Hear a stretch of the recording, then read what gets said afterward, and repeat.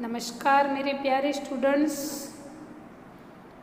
हम हिंदी में 8 चैप्टर कर रहे हैं जिसका फर्स्ट पार्ट हमने अगले वीडियो में किया।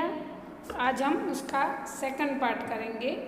हमने आगे पढ़ा कि लेखक गुलमर्ग का कैसा वर्णन करते हैं। वहाँ पे वो एक रात का वर्णन करते हैं जिन्होंने उस रात को महसूस किया था उन्होंने। अभी आगे, सूरज चमकेगा तो फूल में से नया सपना जन्मेगा। आकाश में बादलों के नन्हे नन्हे द्वीप इधर उधर भटकते फिरेंगे। भेड़ और बकरियों के रेवर पगडंडियों पर टंक जाएंगे। दिन तब रात की प्रतीक्षा करता सा प्रतीत होगा। रात आएगी तो सब कुछ खामोशी हो जाएगा। मैदान की वह खामोशी भी जो दिन के समय इतनी वाचाल होती है कि क्या कहते हैं कि सूरज चमकेगा, फूल में से नया स्वप्न जन्मेगा, मतलब रात के बाद दिन आता है वही। फिर आकाश में नन्हे नन्हे बादलों के इधर द्वीप, मतलब बादल में हम देखते हैं तो छोटे छोटे ऐसे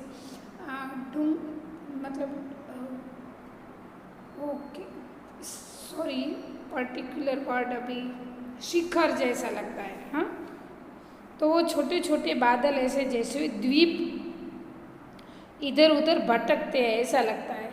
भेड़ और बकरियों के रेवड़ पगडंडियों पर टंक जाएंगे। पगडंडी मैंने पहले बोला, पगडंडी यानी कि पैदल चलने का रास्ता। तो सुबह के समय में जो भेड़ बकरियाँ जाती है तो उसके पाँव के जो निशान है वो वहाँ पे टंक जाना मतलब छप जाएंगे। दिन तब रात की प्रतीक्षा करता सा प्रतीत होगा। फिर दिन आता है, उसको ऐसा लगता है कि अभी रात आए तो अच्छा है। ऐसे रात आएगी तो सब कुछ खामोश हो जाएगा। मैदान की वह खामोशी भी जो दिन के समय इतनी वाचाल होती है। दिन वाचाल होता है मतलब दिन, पूरे दिन में चहल पहल, कलरव, आवाज़ सब कुछ है।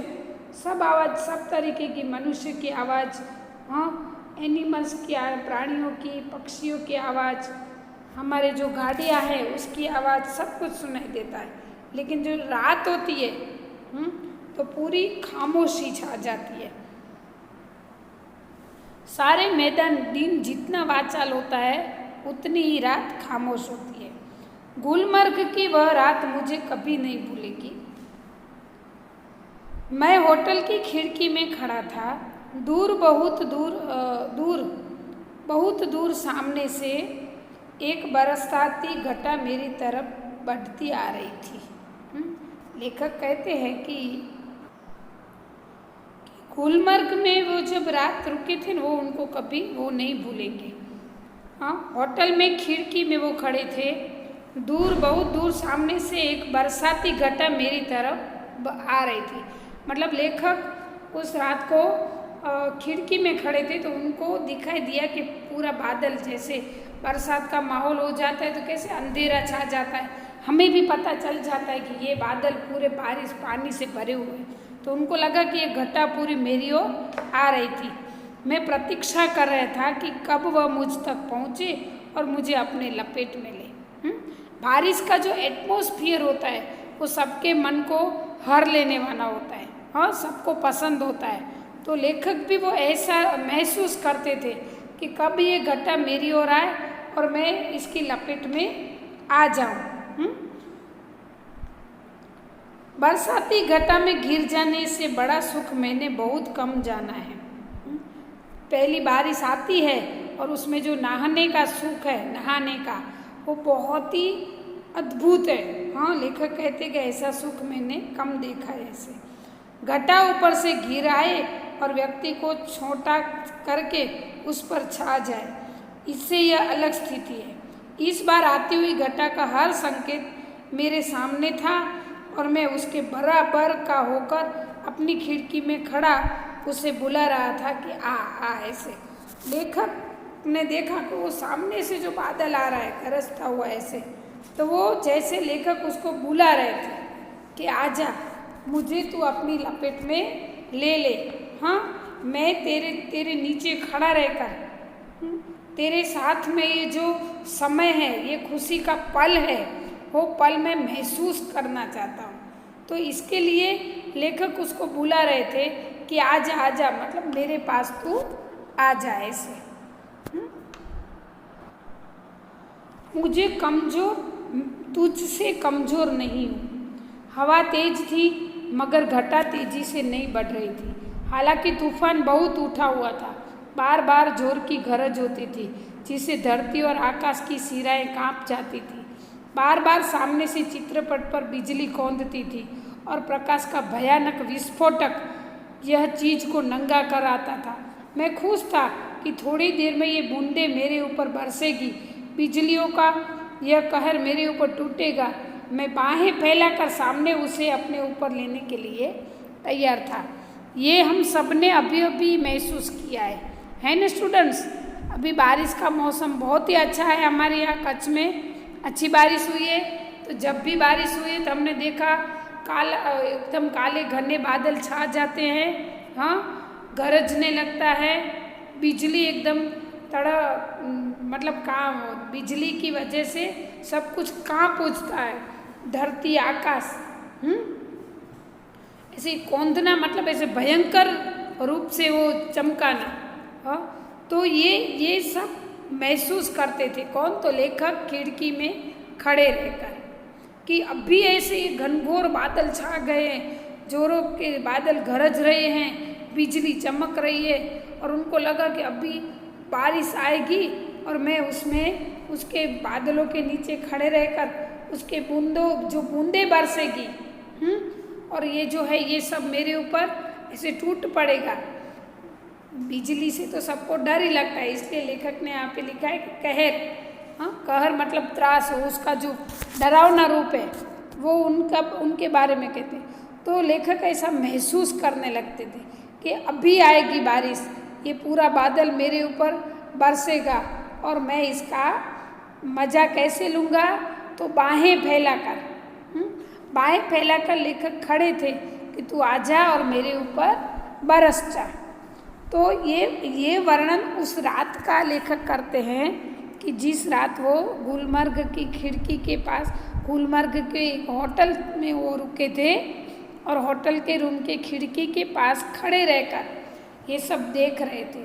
तो इसमें लेखक ने इतना अच्छा वर्णन किया है कि ये सब कुछ हमारे जो मस्तक है, हमारा दिमाग है, उसमें पूरी कल्पना छा जाती है ना। आपको भी ऐसे लगता है कि ऐसे खिड़की है, लेखक खड़े हैं, पे ऐसा वातावरण हो गया होगा। तो ये सब लेखक की जो लेखनी है ना, लिखावट, उसका कमाल है कि हमें वो महसूस कर। मगर अचानक हवा रुक गई, बढ़ता हुआ तूफान जहाँ था वहाँ ठिठक गया और दूर ही पर कटे पक्षी की तरह दम तोड़ने लगा। बिजली की सांस रुकने लगी और मेरी भी, क्योंकि हवा के रुक जाने से मुझसे भी बहुत ऊंचे आसमान से नीचे आना पड़ा था। तूफान का जोम उतर गया और उसके साथ ही मेरा भी। मैं उसके बराबर का कभी नहीं हो सका। लेखक क्या कहते, ये सारा वातावरण इतना मस्त हो गया था, उसकी कल्पना वो करते बैठे थे। लेकिन क्या हुआ, अचानक से उनको लगा अभी तो जोरों सी बारिश आएगी और ये वातावरण पूरा चेंज हो जाएगा। लेकिन उनकी पूरी कल्पना जो थी वो उल्टी हो गई, मतलब बदल गई। क्यों? क्या हुआ कि हवा रुक जाती है, हवा रुक गई, ठंडी ठंडी हवा आती थी। फिर तूफान जैसा लग रहा था, वो तो कहाँ ठिठक गया, ठिठकना मतलब रुक गया, ऐसे कहाँ भाग गया ऐसे। तो ऐसा लगा कि जैसे पंछी का पर कट जाता है तो कैसे वो गिर जाता है, वैसे उनको लगा कि ये तो तूफान कहाँ पे गिर गया, कहाँ पे चला गया। दो दम तोड़ने लगा, मतलब जैसे उसमें कुछ दम ही नहीं रहा, ऐसे वो अशक्त हो गया, ऐसे निःश्वास हो गया। बिजली की सांस रुकने लगे।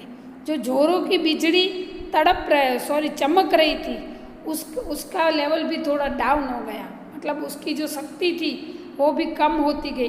तो लेखक को लगा कि बिजली की सांसें अभी रुकने लगी है, क्योंकि हवा के रुक जाने से मुझे भी बहुत ऊंचे आसमान से नीचे आना पड़ा। इतनी मस्त हवा लग रही थी। लेखक तो कल्पना में कितने ऊपर तक पहुंच गए थे, अभी ये होगा वो होगा ये, लेकिन उनको जैसे उनको लगा कि मैं अभी आसमान को छू लूँगा, कल्पना में, हाँ सही में नहीं, तो उनको फिर वापस से नीचे आना पड़ा क्योंकि पूरा वातावरण फिर चेंज हो गया था। तूफान का जोम उतर गया, उसके साथ ही मेरा भी।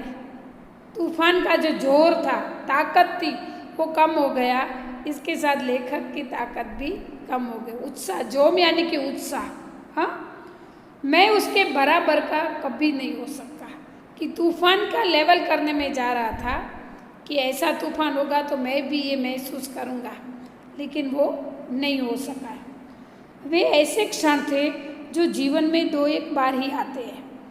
गुलमर्ग में रहते हुए ऐसे क्षण हर किसी के जीवन में किसी न किसी रूप में अवश्य आते होंगे, तभी तो मुद्दत तक वहाँ रह चुकने पर भी कोई आकर्षक व्यक्ति को फिर खींचकर वहाँ ले जाता है, वरना वहाँ है क्या, खुला सपाट मैदान जहाँ ज़्यादा गोल्फ खेली जा सकती है। व्यक्ति क्यों बार बार वहाँ जाना चाहता है, क्या गोल्फ खेलने के लिए ही? अभी क्वेश्चन मार्क्स लगा दिया लेखक क्या कहते कि ऐसे क्षण जीवन में 2-1 बार आते हैं, जो लेखक ने महसूस किए थे कि गुलमर्ग में जो रहता है उसके जीवन में, हर एक व्यक्ति के जीवन में ये क्षण किसी न किसी दिन या तो किसी न किसी रूप में आता है, लेकिन उसका एक आकर्षण क्या है कि हम चाहे कितनी बार रहे वहाँ पे, लेकिन हमारा मन है ना जो बार बार वहाँ जाने के लिए, हाँ, ये इच्छा करता है, हाँ, वहाँ जाने के लिए आकर्षित होता है, और हमें वो वहाँ का वातावरण जो है, वहाँ का एटमॉस्फेयर है, वो हमें खींचकर ले जाता है। वरना है क्या, वहाँ पे खुला मैदान है, वहाँ सबसे ज़्यादा गोल्फ जो एक गेम है वो खेली जाती है। तो लेखक कल्पना करते हैं कि यहाँ पर मैदान है, पूरी हरियाली छाई हुई है और ज़्यादातर वहाँ पे लोग गोल्फ खेलते हैं। तो क्या ये लोग किस लिए आते हैं, बार वहाँ क्यों जाते हैं? तो उनको क्वेश्चन उठता है कि क्या गोल्फ खेलने के लिए ही जाते हैं कि वो वातावरण जो है उसको महसूस करने जाते हैं। स्टूडेंट्स, यहाँ पर ही हमारा लेसन कंप्लीट होता है। आशा रखती हूँ आपको अच्छे से समझ में आ गया होगा। आपको शब्दार्थ जो वर्ड मीनिंग में से मैंने जो वीडियो में बोले हैं वो, और प्लस में यहाँ पे टिप्पणी दी है, वो आपको नोटबुक में लिख लेना है। नेक्स्ट वीडियो में आपको इस चैप्टर की एक्सरसाइज आएगी, ठीक है? तो यहाँ पर ये वीडियो हम पूरा करते हैं।